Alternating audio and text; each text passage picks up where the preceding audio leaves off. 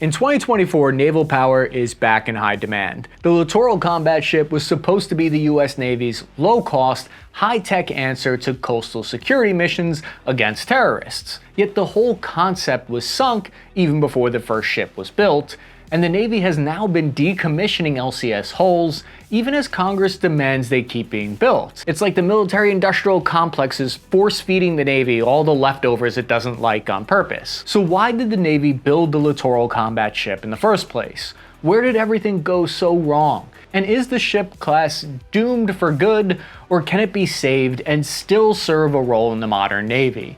I'm your average infantryman, Cappy. Fire around the like and subscribe button and let's find out. Driving the Navy's desire for the LCS was the idea it would free up larger and more costly destroyers from having to patrol shallow waters when they could be making better use of their heavier weapon systems out in blue water as part of a strike group. While the big ships were out cruising the waves, littoral combat ships could screen transports and logistics networks from pirates and raiders or clear shallow waters of mines and submarines. Smaller and cheaper doesn't have to mean low tech. So the Navy packed the LCS design modules that could be swapped out in hours to meet changing needs. You see, the thing is, for the past 10 years, the military has been obsessed with this buzzword of modularity. We were just discussing designs for the next Navy ship. Make it modular, make it lame. The LCS class was actually a major departure for the US Navy strategy, which retired its fleet of small, corvette-style ships in the early 1990s. The LCS was envisioned as a light and fast ship that could be built on the cheap and operated with minimal crews. There are reports of engines failing, hulls cracking, and other major flaws in the ship's designs that are coming out that have even resulted in criminal charges against top executives. Later in the video, we'll dive deeper into that, but first I want to outline some of the major criticisms of the Littoral Combat Ship. So this article, written in the Telegraph by David Axe, points out that the US Navy is in the thick of fighting in the Red Sea. The article goes on to point out that despite representing a fifth of the US surface combatant fleet, none of the LCFs have joined this campaign. What this means is if we can't use the LCS in this fight that it was specifically designed for, we can't probably use it at all. And if that's true, then the US Navy is actually smaller than it looks on paper. But before anyone gets confused, we're not talking about the overused term littoral combat ship, it's a littoral combat ship. The littoral zone is a naval term for regions close to shore where water is much shallower than an open ocean. US Navy ships are mostly built around the blue water Navy concept, which is another way of saying the Navy's focused on building large, high-endurance ships that can sail and fight in the deep waters of the world. It seems logical that any ship that can fight in deep water can also fight in the littoral zone. But in reality, there are different threats in coastal waters, like mines, swarms of speedboats, drones, small submarines, and short-range missiles that leave big and expensive blue water Navy ships more vulnerable, whose deep draft holes restrict maneuverability and speed in these close-to-shore zones. Asymmetric threats like this can seriously damage or even sink large ships like destroyers and carriers for a comparatively low cost.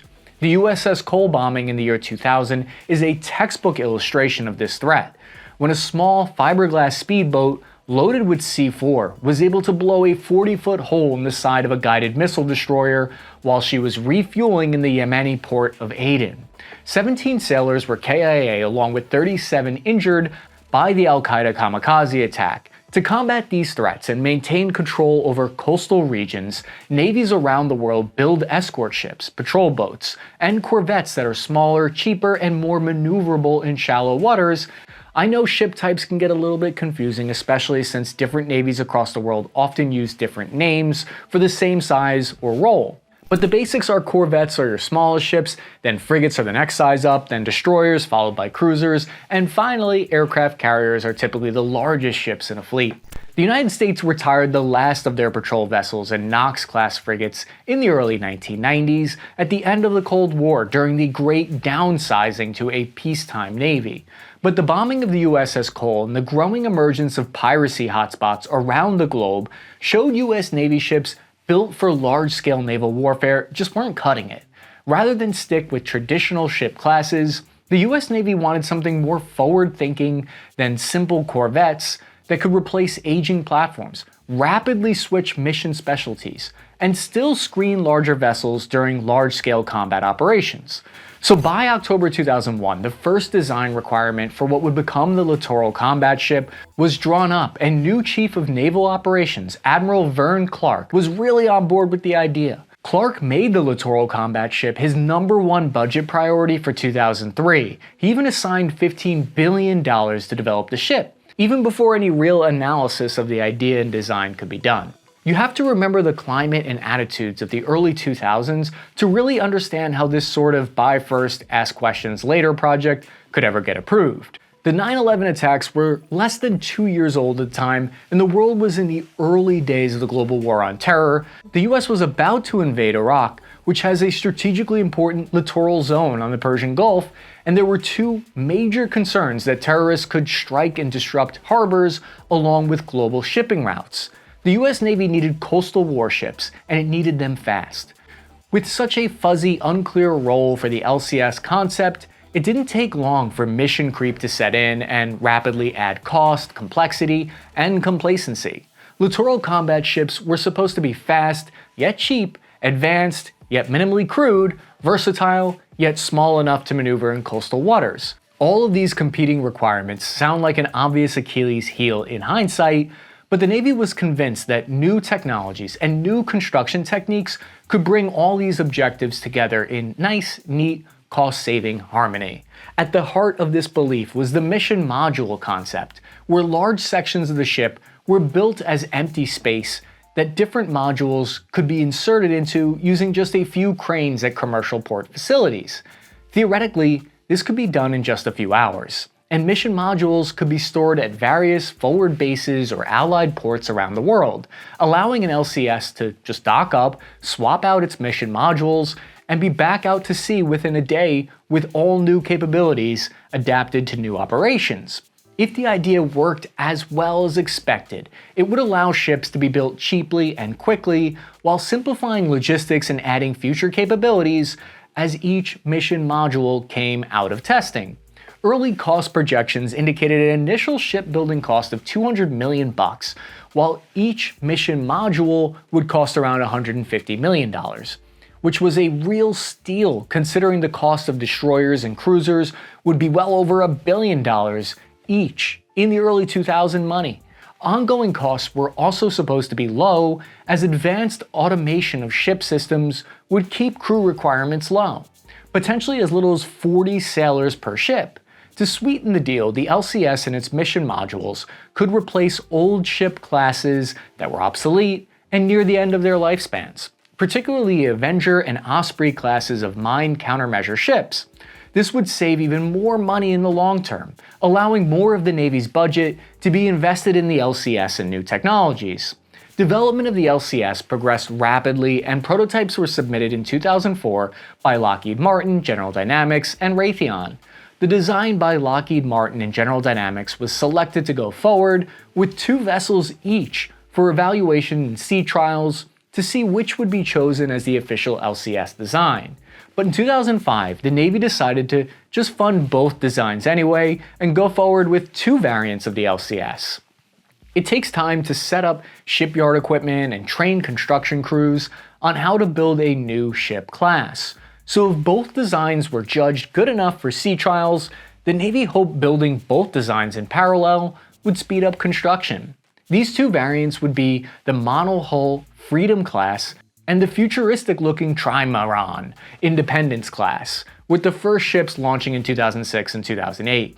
But problems during construction caused delays and significant cost overruns, even before the first ships were launched. Shipyards weren't able to build the ships as quickly or as cheaply as advertised, especially with all the competing design philosophies and mission requirements packed into the ships. So by 2010, the cost of building the LCS variants had ballooned from $200 million to over $600 million, driving congressional inquiries and bidding competitions to try to rein in the out-of-control project. Sea trials on the first 2 ships were also finding problems at the time. requiring the ships to be towed back to port on several occasions. Each time a new problem was found though, the ships still under construction had to be modified to fix it, adding yet more delays to what was supposed to have been a cheap and quick to build platform. Actually operating the ship also demonstrated the need for more crew, from the estimated 40 to around 75, which increased ongoing costs to operate and maintain the ships. Still, the Navy believed the LCS was a promising design going through early teething issues like any new ship. If the shipyards and Navy could just get those last few kinks out of the manufacturing process, the Littoral Combat Ship was set to revolutionize the way the US builds and operates ships in the 21st century. So the project continued and 35 ships were planned, split between both variants. The first two ships, the USS Freedom and the USS Independence, were finally commissioned in 2008 and 2010. Despite the very different appearances and machinery of the two LCS variants, the Freedom and Independence classes were built to have the same overall capabilities. First among these were speed and maneuverability in shallow seas. Both variants have drafts of less than 15 feet, which is the amount of ship beneath the surface. To pursue and catch small boats at high speeds, the LCS can dash at over 40 knots, potentially even 50 knots if some of the rumors are to be believed, making them the fastest non-nuclear surface ships in the Navy. The LCS achieves this by doing away with conventional propellers to move the ship, using high-powered waterjets instead to make the vessels really scoot where they need to go. Both ships weigh around 3,500 tons, though with significantly different dimensions. The Freedom class has a length of about 378 feet, while the Independence is 418 feet in length, as well as 46 feet wider than the Freedom class. This places the ships right in between the corvette and frigate sizes on the ship type spectrum that we mentioned earlier, reflecting their focus on more of a multi-mission coastal operation. Armament and sensors were variable by design. Depending on which mission modules were installed, both ships carry the Mark 110 57mm main gun. Each round of the 3P can be set to fire in one of three modes: airburst, point detonating, and armor piercing. Airburst would give you an advantage if you're trying to take out cheap drones, so you don't have to fire off $2 million missiles. For more dedicated point defense armament, the Freedom class uses the Mark 49 launcher with the RIM 116 rolling airframe missiles to intercept enemy airborne threats. Both ship variants had several types of surface-to-surface missiles fitted over the years, including a naval version of the Army's Hellfire missile. As of 2023, these are being replaced by the longer-range Naval Strike Missile. The ships are also equipped with a small landing pad and hangar that can fit one MH-60 Seahawk helicopter along with up to two MQ-8 Fire Scout unmanned helicopters. These choppers provide the LCS with utility and surveillance assets along with light anti-submarine warfare abilities by dropping the Mark 54 lightweight torpedo. But as I mentioned earlier, the real meat and potatoes of the Littoral Combat Ship is supposed to be the interchangeable mission modules. As originally envisioned, these swapped modules can radically change the LCS weapons, sensors, and capabilities. These were to include a surface warfare module, an additional missile and guns, and anti-submarine warfare module with sophisticated sonar systems, a mine countermeasure module that could detect and neutralize various types of sea mines using unmanned surface vehicles and underwater drones, and finally, an irregular warfare module that could deploy and support Navy SEAL teams. By now, you've probably noticed that I've been using the past tense to describe these mission modules, and for good reason. The mission modules had significant problems getting off the ground. None of the modules had been tested outside a lab when the first LCS hulls were being constructed, and hadn't even had their design requirements finalized yet. This opened a real Pandora's box when the ship and modules first started operating together, with problem after problem, forcing designers back to the drawing board on many of the major module systems. For one thing, the process of swapping modules ended up taking weeks instead of hours, while the logistics of keeping modules shipped and supplied was way more expensive and complicated than anyone first thought. Critical features of the modules themselves kept failing too. As just one example, the anti-submarine warfare module's towed sonar array was unstable, swinging wildly behind the ship and making it useless for finding enemy submarines. All was not well with the ships either. In 2013, the USS Freedom broke down 3 times on its way to Singapore, and even more during its actual deployment. Other Freedom-class vessels had major breakdowns almost as soon as they launched, forcing the brand new ships to have to be towed back to port on many occasions. Mechanical reliability was so bad that sailors took to calling the LCS the Little Crappy Ship. And as someone with the nickname Cappy, I can understand what it's like to be called crappy. Finally, in 2020, an investigation found the root cause of the Freedom class. The mechanical troubles was a weak combining gear in the transmission. To achieve the ship's high speed, the combining gear linked the power output of the ship's multiple engines, but it just wasn't built strong enough for the job. The Navy determined the issues affected the entire ship class and temporarily halted delivery of new Freedom-class ships until the manufacturer fixed the problem. To keep the current Freedom ships at least somewhat operational, they were restricted from going anywhere over or faster than 18 knots. Overnight, the Freedom class went from being the fastest ship in the fleet to some of the slowest. The Independence class wasn't free of defects either. In 2019, cracks were found on the USS Omaha right at the joint where the superstructure meets the rest of the hull. You can see in this photo, it's right where the bridge workers are walking across here.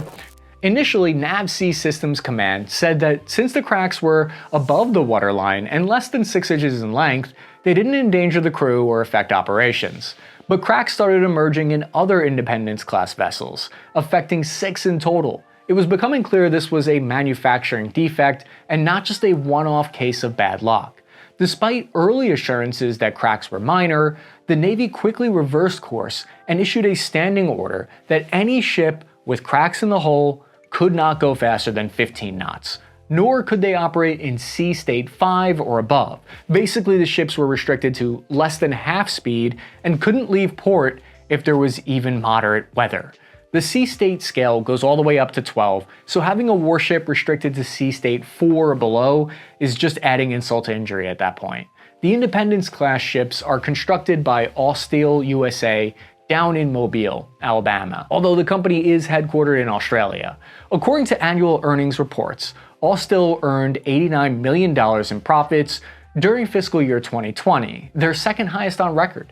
This was despite revenue being down overall thanks to COVID, the pandemic, and other market forces. Austal CEO Patty Gregg credits increased margins in their US naval shipbuilding divisions, leading sailors to accuse the company of cutting corners during construction to prop up the rest of the company. As you can see, there's a pretty good graph of this behind me here. As it turns out, at least some of these suspicions were proven to be true when executives at the US division were charged with fraud in March 2023. In the SEC criminal complaint, 3 top officials, including the president of the shipbuilding in Mobile and the director of the LCS project, conspired to lie about the true costs of the building of the ships in their yard since at least 2019. Through clever accounting tricks, the executives hid tens of millions of dollars in increased costs from investors to make their annual reports look more favorable. By falsely inflating their earnings, the indicated officials could look like they were meeting their cost-saving goals and avoid going over the company's budget, when in reality the shipyards were running out of money and resources. The parent company in Australia responded by immediately firing the officials and pledged to cooperate with the US government during criminal proceedings and any subsequent investigations. The US government hasn't made any official statements connecting the criminal mismanagement of the Independence-class shipyards to the faulty joints, but it seems like a safe bet to me that we'll see something along those lines in the years to come. But the bad news wasn't over just yet for the Littoral Combat Ship. By 2015, the Navy was having second thoughts about the ship at a more fundamental level than mere mechanical and structural defects. Designed during a time when large-scale naval warfare was considered highly unlikely, the LCS hadn't been built to take hits from anti-ship missiles and torpedoes. While modern warships aren't armored, they're still built to minimize damage and to be able to keep fighting even after a missile takes a chunk out of them. But the case of the LCS, the Navy approved lower damage control standards than normal, arguing that the ship's extremely fast speed and second-line role in the battle would keep it out of harm's way. As global politics with China and Russia deteriorated over the following years, this position seemed less and less realistic. In 2015, the Navy deemed the LCS to have critically low survivability in case of large-scale war, having nowhere near enough weapons, defenses, or shipboard damage control measures to keep the ship alive in such a scenario. And this was even before the speed restrictions on both variants of the LCS came into play. The Navy decided to put the LCS into early retirement and asked Congress to begin decommissioning hulls, even though some of them were less than 2 years old. The move would save an estimated $4 billion in the Navy's budget that could be put to use building more proven designs or developing a new weapons technology. Yet Congress refused. Instead, they approved new ships to be built and added to the growing fleet of buggy ships. It's like the old military saying, the deliveries of littoral combat ships will continue until morale improves. It's pretty ridiculous that Congress would demand the Navy keep building ships that can't run, can't fight, and have to be towed back to port half the time. Yet politics is a ridiculous game. You see, building ships is expensive, and that means a lot of resources get funneled into where the ships are made. In congressperson language, that translates to jobs for constituents and campaign contributions for candidates. Lobbying groups for industries that either built or supported the LCS ships upped the pressure on members of Congress to give the LCS just one more chance. And so instead of retiring the LCS, the Navy ended up getting more ships than they wanted. Now it remains to be seen if this will be a smart move or not, we just don't know yet, but this back and forth between the Navy and Congress happened several times over the years. Congress approved decommissioning most of the hulls with problems, but still pushed forward constructing new ones to replace them. The Navy seemed close to getting its way on a few occasions, but only to have influential Congress members block the platform's retirement at the last minute. Since the Navy is going to be stuck with the littoral combat ships for a while longer, the service might as well make the most out of it. The Navy decided to cut out the multiple mission modules and just focus on each ship on one mission type. The Independence class would focus on mine countermeasures, while the Freedom class would patrol against pirates and other hostile small boats. These duties are sorely needed in today's Navy. Mine clearing could come especially in handy during a large-scale conflict, as the old wooden and fiberglass Avenger-class minesweepers are even more vulnerable on the modern battlefield than the LCS. And despite their issues, the Littoral Combat Ship still has some untapped potential as surface combatants that can screen larger ships from swarms of small boats and drone asymmetric threats. It's tempting to view the littoral combat ships as absolute failures, especially with how eager the Navy is to get rid of these things, but it's important to remember they were a product of their time and served as a reality check for naval procurement strategies. The littoral combat ships have also served as testbeds for many new systems. Even if it found plenty of systems that didn't work, those are still valid results, and it helped develop many other systems that ended up being adopted, like minesweeping drones and autonomous underwater vehicles. The Littoral Combat Ship was an ambitious project that ultimately didn't necessarily live up to the hype, yet naval history is full of projects that tried half as much as the LCS and accomplished even less. I'm your average infantryman, Chris Cappy. If you found this report valuable in some way, please consider hitting the like and subscribe button. It helps push this content to more people. Greatly appreciate your support. Signing off, time now.